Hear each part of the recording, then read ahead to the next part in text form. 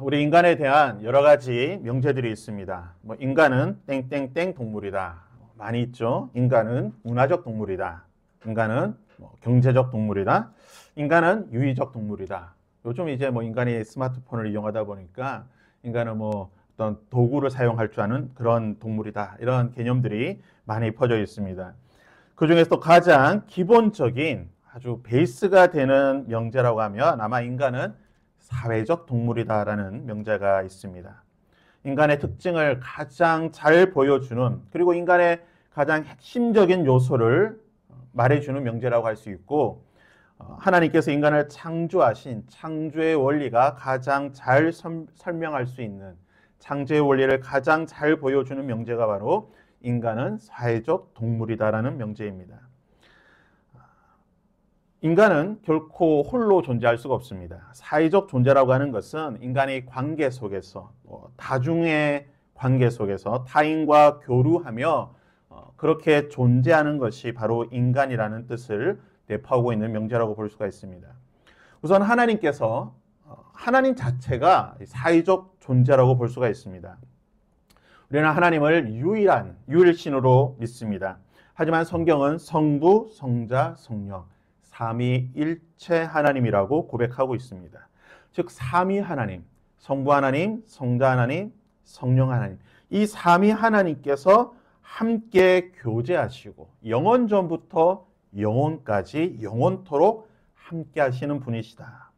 단순히 그냥 함께 있는 것이 아니라 이 세 분이서 교제하시고 또 함께 일하시고 모든 것을 이 세 분이 함께 하신다는 거예요. 그러니까 홀로 계신 분이 아니시라 삼위 하나님께서 함께 교제하시면서 계신다는 겁니다. 창세기 1장에 하나님께서 천지 만물을 창조하실 때도 성부, 성자, 성령 하나님께서 함께 하셨습니다. 우리 인간을 구원하는 이 구원의 역사에 있어서도 성부, 성자, 성령, 삼위 하나님이 함께 하셨습니다.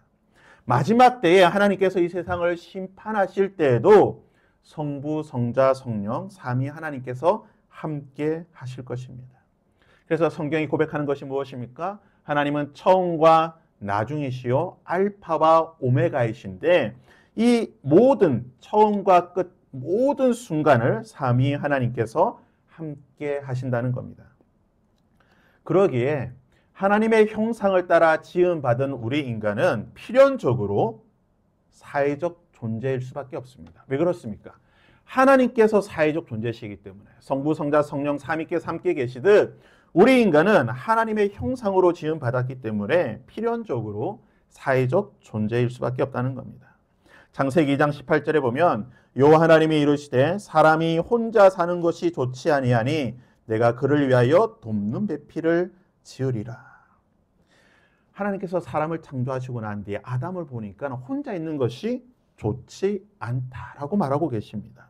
이 히브리어로 보게 되면요, 이 좋지 않다라는 게 토브라는 단어를 쓰게 되는데 하나님께서 천지를 창조하실 때마다 하셨던 말씀이에요. 토브.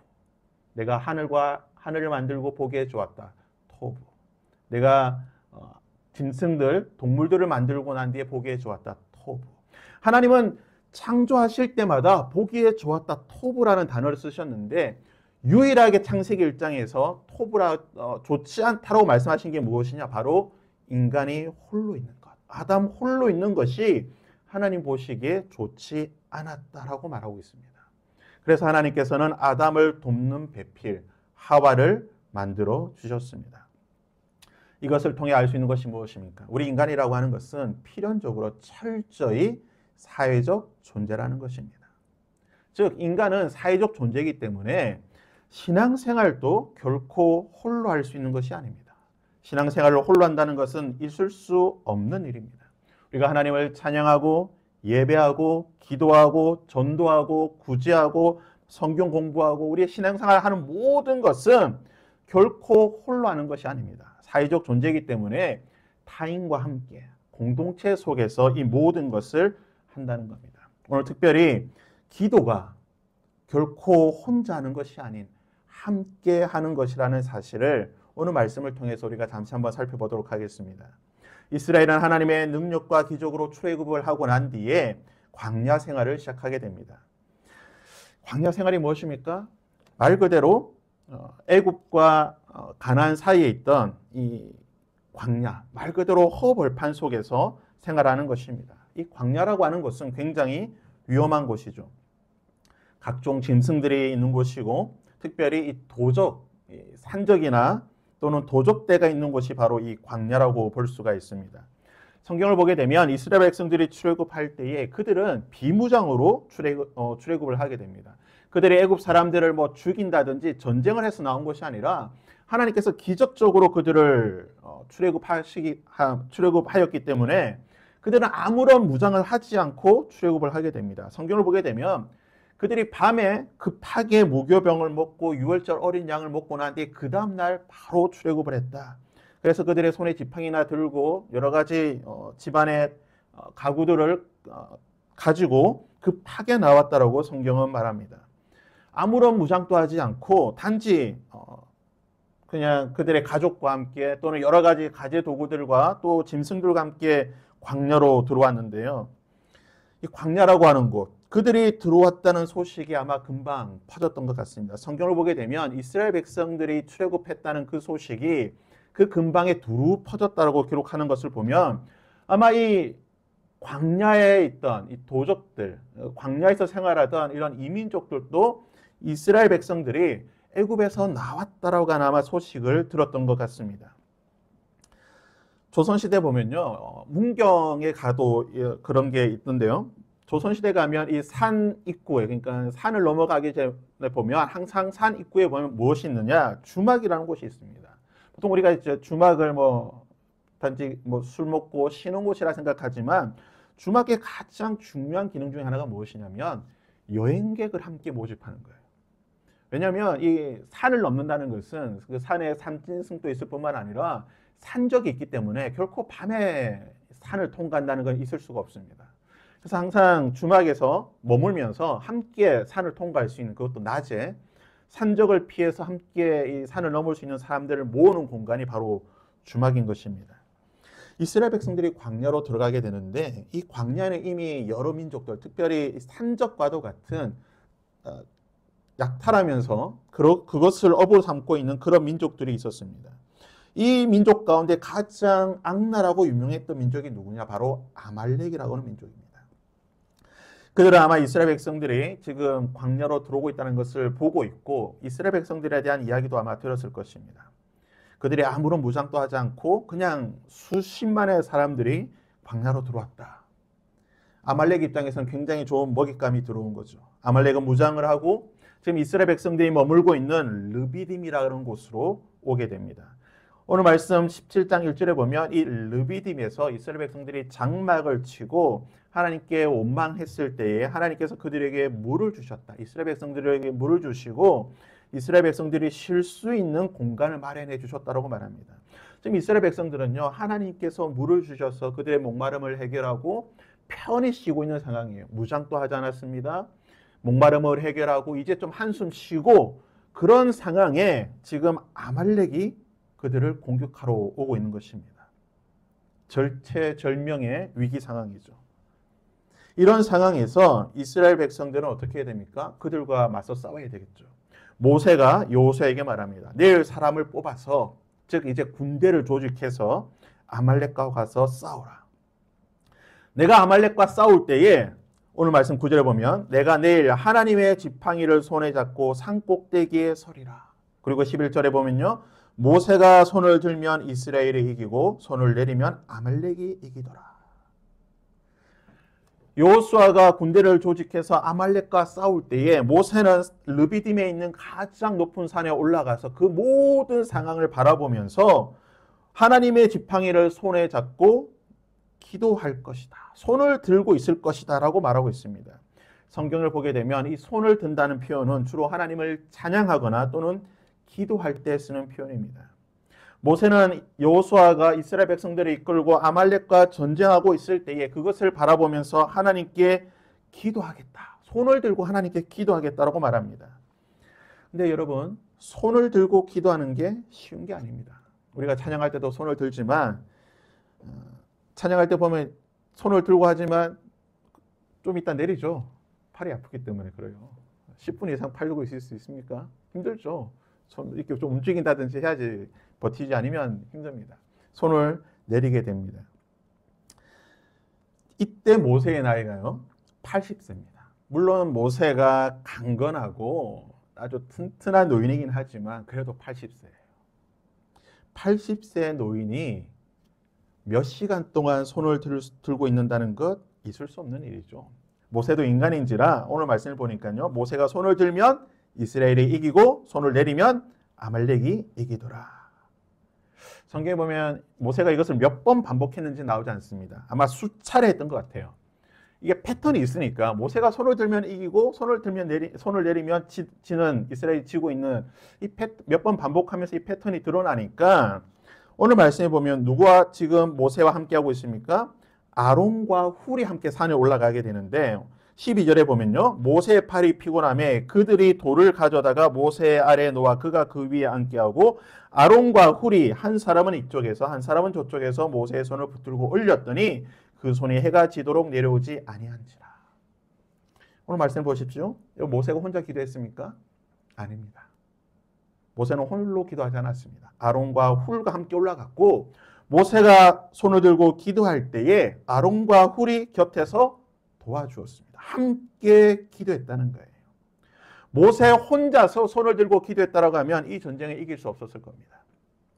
하지만 아론과 훌이 곁에서 손을 함께 들어주니까 함께 기도하니까 그 결과가 무엇입니까? 여호수아가 칼날로 아말렉과 그 백성을 쳐서 이기니라. 오늘 말씀이 여기서 끝나면 별 문제가 없을 것 같아요. 근데 성경이 참 재밌는 게 뭐냐면 꼭 여기서 끝나면 별 문제가 없는데 꼭 뒤에 뭘 하나 더 붙여요. 오늘 말씀 14절 보십시오. 여호와께서 모세에게 이르시되 이것을 책에 기록하여 기념하게 하고 누구의 귀에요? 여호수아의 귀에 외워 들리라. 이 사실을 책에 기록하고 여호수아에게 외우게 해라. 여호수아는요, 이 아말렉과의 전쟁에서 이긴 비결을 알았습니다. 자신이 전쟁을 잘했기 때문에 자신이 전략을 잘 짜고, 물론 이스라엘 백성들이 전략을 잘 짜고 뭐 했겠지만 근본적인 이유가 무엇이냐? 모세가 손을 들고 기도했을 때, 아론과 훌이 함께 기도를 도와줄 때에 이 전쟁에서 이길 수 있었다라는 것을 알았습니다. 그리고 이것을 어떻게 합니까? 평생 동안 외우고 그 마음속에 잊혀지지 아니하도록 기억했다는 겁니다. 놀라운 사실은요, 지난주에 말씀에서 보았듯이 여호수아가 아이성을 공격할 때에 어떻게 공격합니까? 여호수아가 아이성을 공격할 때에, 이스라엘 백성들이 아이성을 공격할 때에 여호수아는 그 손에 든 단창을 놓지 않았다라고 말하고 있습니다. 이스라엘 백성들이 아이성을 공격해 나갈 때에 그것을 지켜보고 있던 여호수아가 했던 일이 무엇입니까? 손에 든 단창을 잡고 이스라엘 백성들이 이기는 그 순간까지 단창을 놓지 않았다. 여러분, 여호수아가 단창을 들고 있는 모습을 한번 상상해 보시길 바랍니다. 성경 기록하지 않았지만 우리가 좀 상상력을 동원하면 이렇게 저는 상상해 볼 수가 있습니다. 여호수아가요, 손에 단창을 들고 있는데요. 여러분, 단창이라고 하는 것이 뭐 200g은 아니겠죠. 앞에 뭐 창날도 있으니까 한 1-2kg, 뭐 가벼워도 한 1-2kg 되지 않을까요? 여러분, 이 정도, 이 마이크 무게 정도 된다고 생각해 보십시오. 이것을 혼자 들고 있는 거, 물론 뭐 한 1-20분 들 수는 있겠죠. 뭐 1시간, 뭐 여호수아가 뭐 전쟁에서 근육이 다져졌으니까 팔이 두꺼워서 1시간 들 수 있을 겁니다. 하지만 하루 종일 반나절 12시간 못 듭니다. 여러분, 저는 생각하기에 아마 천국에 가서 여호수아를 만나면 아마 좀 물어봐야 되겠지만 여호수아 홀로 이것을 들었다고 생각하잖아요. 여러분, 여호수아가 평생 외웠던 게 뭡니까? 내가 아말렉과 싸울 때 모세가 손을 들고 기도했는데 누가 도와줬습니까? 아론과 훌이 도와주어서 함께 그것을 바치고 있을 때에 이 전쟁에서 이겼다는 것을 여호수아는 평생 기억하고 있는 겁니다. 지금 내가 다 40년이 지나고 난 뒤에 40년 후에 똑같은 일이 일어나고 있는 거예요. 이스라엘 백성들이 아이성을 공격하는데 여호수아가 손에 단창을 들고 있습니다. 여러분, 여호수아 혼자 들었을까요? 저는 그렇지 않다고 생각해요. 누군가가 그 팔을 붙잡아 주었을 거예요. 누군가가 이 팔이 내려오지 아니하도록 아이성을 가리키고 있는 이 여호수아의 손을 함께 붙잡아 주었을 겁니다. 여호수아는 홀로 기도하지 않았습니다. 함께 누군가와 이스라엘 백성들이 승리할 수 있도록, 하나님의 기적을 경험할 수 있도록 여호수아는 함께 기도했다는 겁니다. 사회생활을 홀로 하지 않듯이 신앙생활 역시 홀로 하는 것이 아닙니다. 함께 하는 것입니다. 기도도 마찬가지입니다. 함께 기도할 때에, 서로가 서로를 붙잡고 함께 기도할 때에 그 기도가 더 강력한 기도가 될 것이고 더 힘이 있는 기도가 될 것입니다. 여러분, 이 시간 이러한 생각을 한번 해보시길 바랍니다.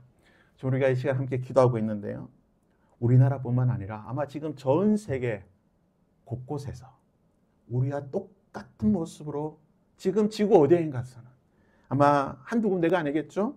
전 세계 크리스천이 뭐 6억, 10억 정도 된다고 하니까 몇천 명, 몇만 명, 몇십만 명이 될지 모르겠어요. 우리와 똑같은 모습에서 아마 아르헨티나, 저 아프리카, 태국, 막 전 세계 곳곳에서 지금 우리가 기도하는 이 시간 똑같은 기도를 하고 있을 사람이 분명히 있을 겁니다. 그럼 그것을 한번 생각해 보십시오. 우리가 기도하는 이 시간, 전 세계가 기도의 네트워크로 연결이 돼요. 함께 서로가 서로를 붙잡고 기도하고 있다라고 생각해 보시길 바랍니다. 함께 서로가 서로를 붙잡고 기도할 때에, 비록 같은 기도의 제목이 아니라 할지라도 함께 기도하며 나아갈 때에, 그 기도의 향기가 하나님 앞으로 올라갈 때에 하나님께서 그 기도의 향기를 받으시고 우리의 기도에 응답해 주실 것입니다.